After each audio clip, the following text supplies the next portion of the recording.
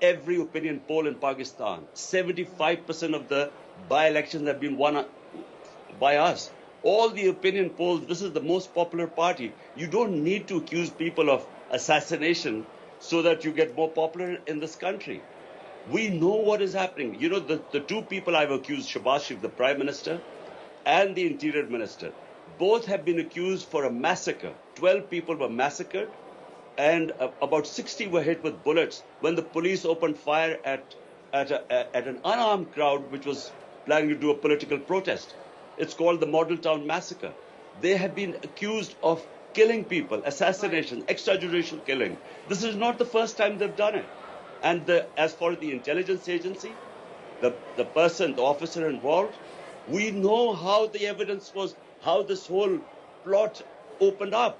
We know that how the video, who made the video, from where it went to the which journalist, how it was orchestrated, and then the cover-up that has taken place. Okay. Since, as you said, this guy appears on television. How was this allowed? This guy allowed to? I am hearing your